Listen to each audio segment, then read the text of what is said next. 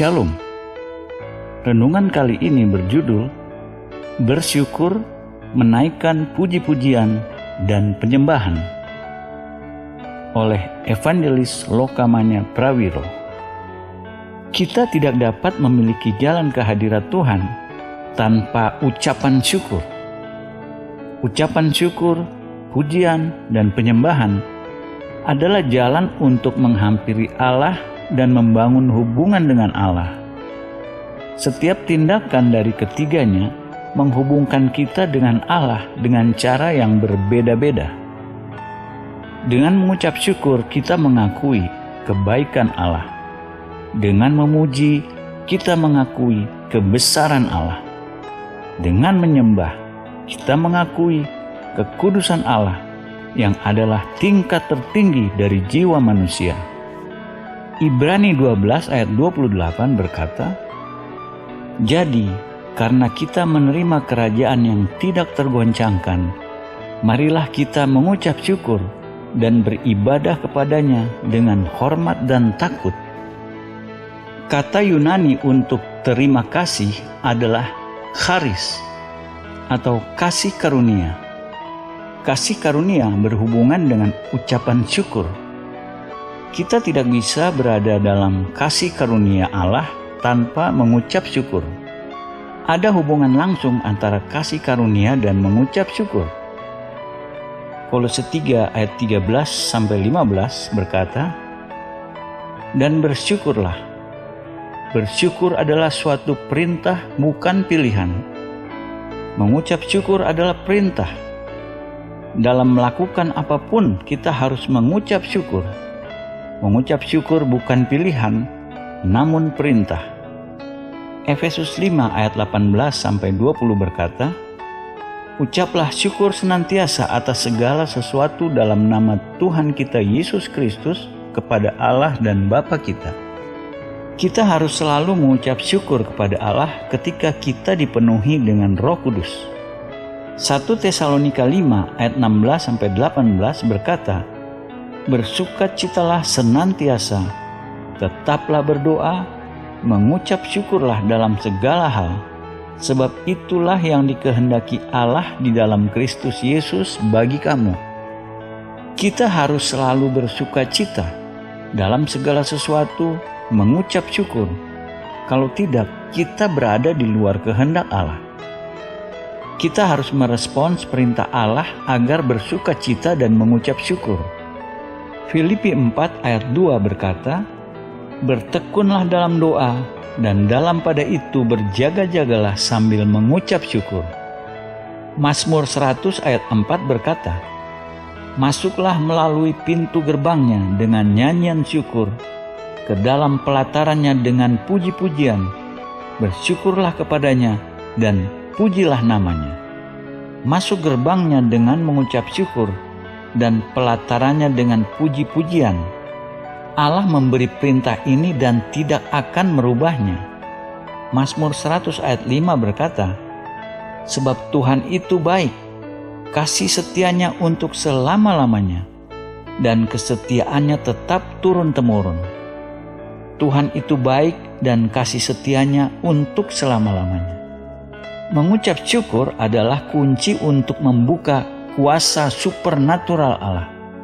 Yohanes 6 ayat 10-11 berkata, "Maka duduklah orang-orang itu, kira-kira 5.000 laki-laki banyaknya. Lalu Yesus mengambil roti itu, mengucap syukur, dan membagi-bagikannya kepada mereka yang duduk di situ. Demikian juga dibuatnya dengan ikan-ikan itu, sebanyak yang mereka kehendaki." Yesus mengucap syukur kepada Bapa. Perhatikan, dia tidak berdoa. Dia hanya mengucap syukur. Mujizat terjadi ketika kita mengucap syukur. Demikian pula waktu Yesus membangkitkan Lazarus. Yesus berkata kepada Bapa di sorga, "Aku mengucap syukur kepadamu." Ia lalu membangkitkan Lazarus. Doa-doa yang penuh kuasa di Alkitab sangat pendek. Kebalikan dari mengucap syukur adalah tidak bersyukur. Roma 1 ayat 21 berkata, Sebab sekalipun mereka mengenal Allah, mereka tidak memuliakan Dia sebagai Allah atau mengucap syukur kepadanya. Sebaliknya, pikiran mereka menjadi sia-sia dan hati mereka yang bodoh menjadi gelap. Ini menunjukkan menurunnya dan degradasi umat manusia. Walaupun mereka mengetahui Allah, mereka tidak memuliakan Allah dan tidak mengucap syukur kepadanya. Setiap kali kita tidak mengucap syukur, kita mendegradasi diri kita sendiri. 2 Timotius 3 ayat 2 berkata, manusia akan mencintai dirinya sendiri dan menjadi hamba uang. Mereka akan membual dan menyombongkan diri. Mereka akan menjadi pemfitnah. Mereka akan berontak terhadap orang tua dan tidak tahu berterima kasih, tidak mempedulikan agama. Ketahuilah ini, di masa dunia yang makin sulit, manusia akan mencintai uang, mencintai diri mereka sendiri, tidak berterima kasih, dan tidak kudus. Kebalikan dari mengucap syukur adalah mengeluh. Jika kita mengucap syukur, kita tidak akan mengeluh. 1 Korintus 10 ayat 10 berkata, dan janganlah bersungut-sungut seperti yang dilakukan oleh beberapa orang dari mereka, sehingga mereka dibinasakan oleh malaikat maut. Ini suatu peringatan bagi orang-orang Kristen mengenai kesalahan yang sama yang dibuat bangsa Israel ketika keluar dari Mesir. Dalam Bilangan 21 dikatakan, bangsa Israel menjadi tidak sabar dan mengeluh terhadap Allah. Mengucap syukur atau tidak bersyukur adalah suatu pilihan. Kita harus melatih diri kita untuk bersyukur kepada Allah. 1. Dengan bersyukur, kita mengakui kebaikan Tuhan. 2. Dengan memuji, kita mengakui kebesaran Tuhan. 3. Dengan menyembah, kita mengakui kekudusan Tuhan. Mazmur 48 ayat 1 berkata, besarlah Tuhan dan sangat terpuji di kota Allah kita. Ayat ini mengakui kebesaran Allah. Mazmur 100 ayat 1-5 berkata, bersorak-soraklah bagi Tuhan hai seluruh bumi. Beribadahlah kepada Tuhan dengan sukacita. Datanglah ke hadapannya dengan sorak-sorai. Ketahuilah bahwa Tuhanlah Allah. Dialah yang menjadikan kita dan punya dialah kita, umatnya dan kawanan domba gembalanya. Masuklah melalui pintu gerbangnya dengan nyanyian syukur, ke dalam pelatarannya dengan puji-pujian. Bersyukurlah kepadanya dan pujilah namanya. Sebab Tuhan itu baik, kasih setianya untuk selama-lamanya, dan kesetiaannya tetap turun-temurun. Bersyukur adalah langkah pertama untuk menghampiri Tuhan. Langkah kedua adalah menaikkan puji-pujian. Lebih banyak kita menaikkan pujian, lebih mudah kita mengajukan permohonan-permohonan doa kita.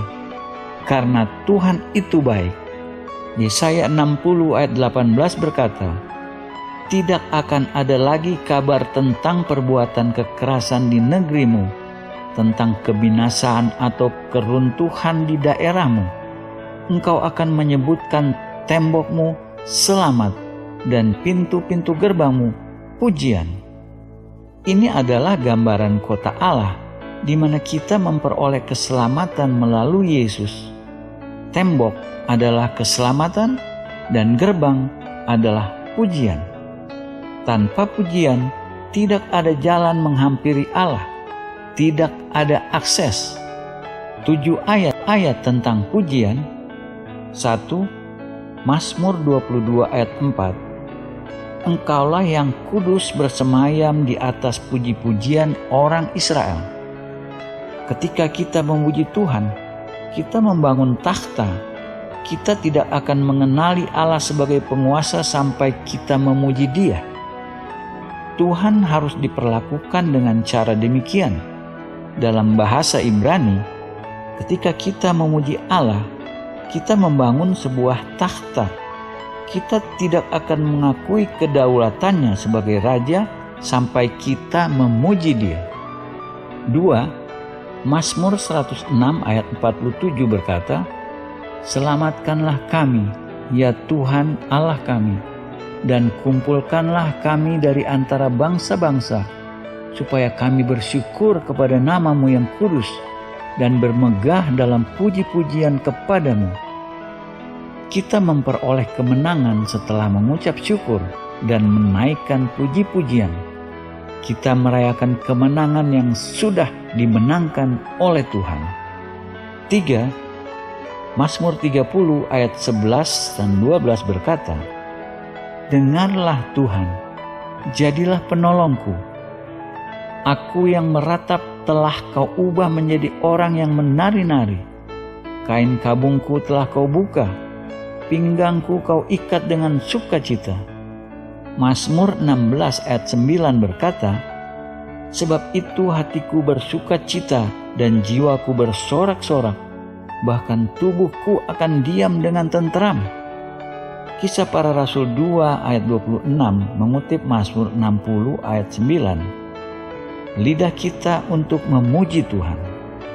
Yesaya 61 ayat 3 berkata, "Untuk mengaruniakan kepada mereka perhiasan kepala ganti abu, minyak untuk pesta ganti kain kabung, nyanyian puji-pujian ganti semangat yang pudar, supaya orang menyebutkan mereka pohon terbantin kebenaran, tanaman Tuhan untuk memperlihatkan keagungannya.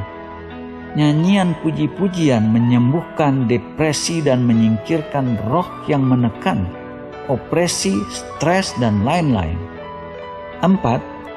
Yeremia 33 ayat 11 berkata, "Akan terdengar lagi suara kegirangan dan suara sukacita, suara pengantin laki-laki dan suara pengantin perempuan, suara orang-orang yang mengatakan, 'Bersyukurlah kepada Tuhan semesta alam, sebab Tuhan itu baik, bahwasanya untuk selama-lamanya kasih setianya,' sambil mempersembahkan korban syukur di rumah Tuhan. Sebab Aku akan memulihkan keadaan negeri ini seperti dahulu, firman Tuhan." Korban puji-pujian tidak selalu mudah, membutuhkan pengorbanan.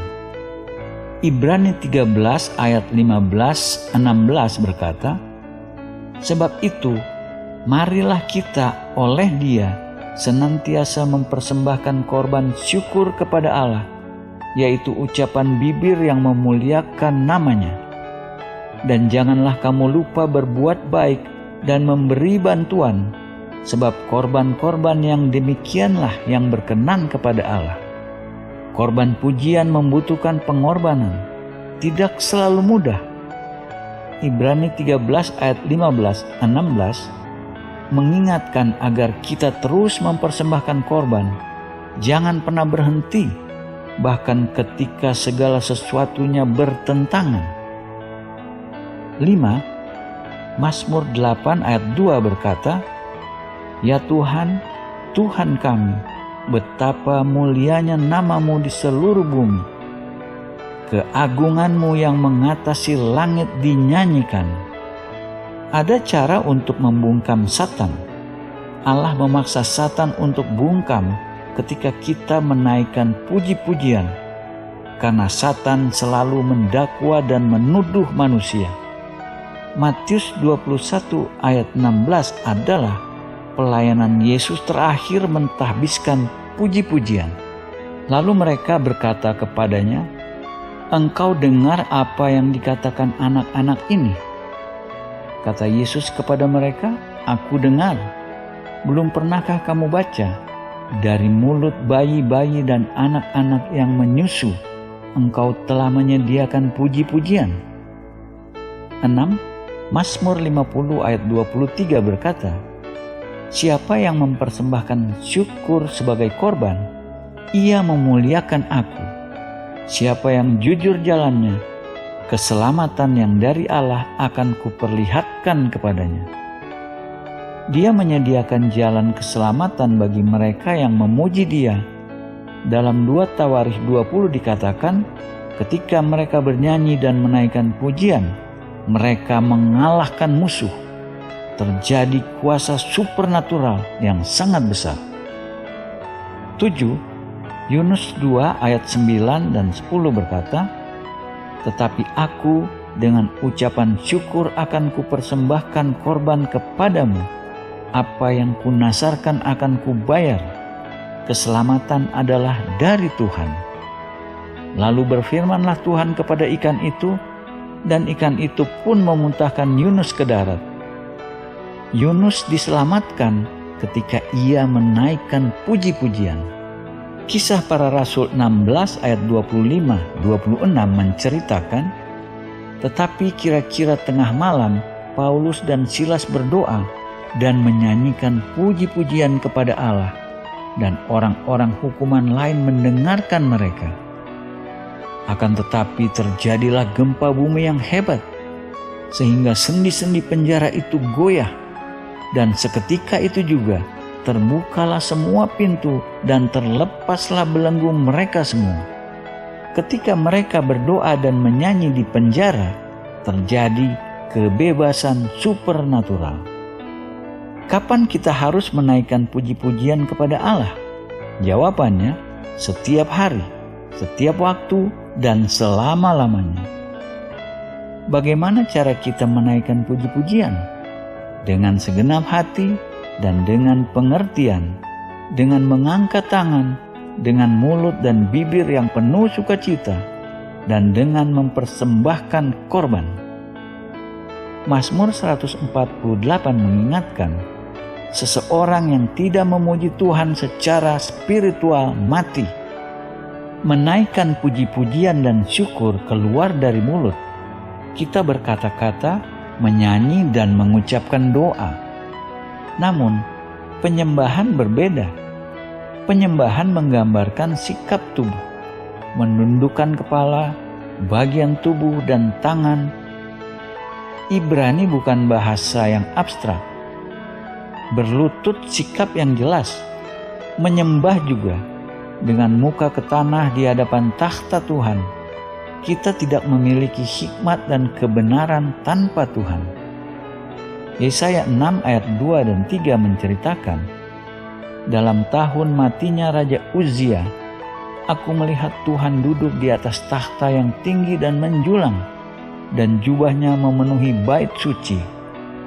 Para serafim berdiri di sebelah atasnya, masing-masing mempunyai 6 sayap.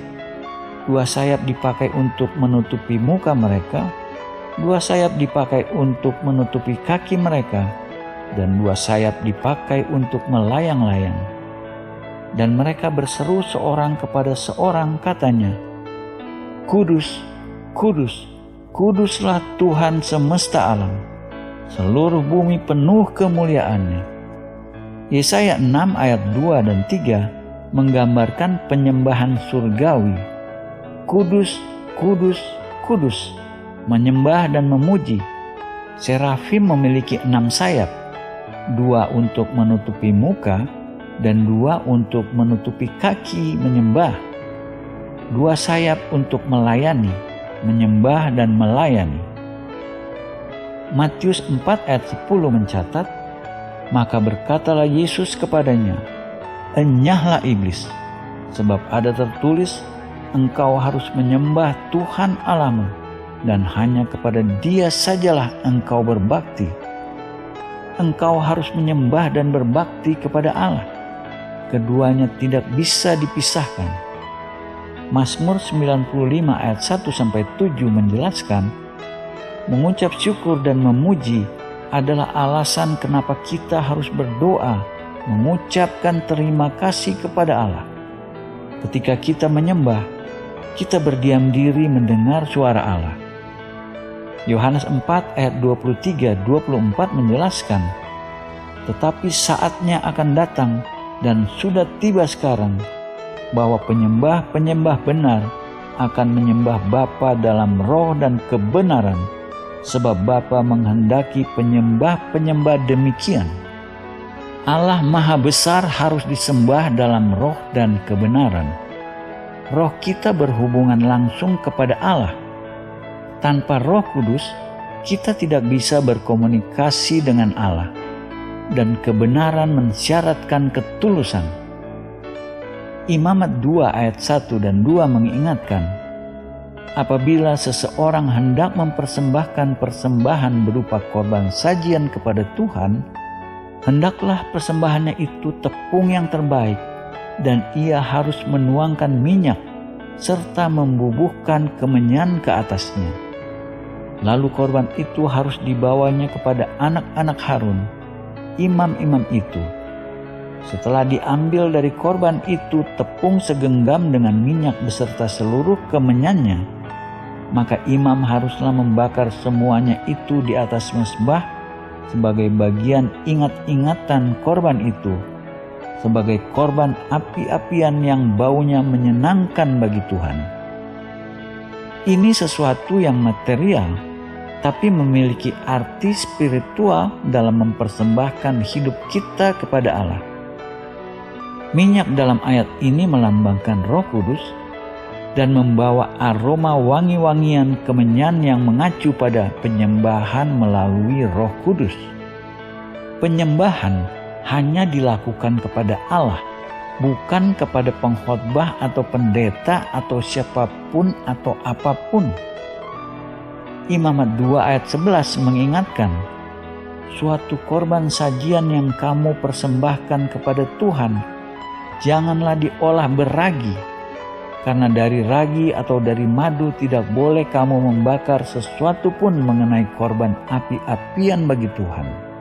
Arti ayat ini, jika kita menyembah Allah, kita harus tulus. Janganlah kita mengucap kata-kata manis kepada Allah yang tidak dapat kita pertanggungjawabkan. 1 Korintus 6 ayat 17 menjelaskan, tetapi siapa yang mengikatkan dirinya pada Tuhan, menjadi satu roh dengan Dia. Ketika kita menyembah Allah, roh kita bersatu dengan rohnya. Amin.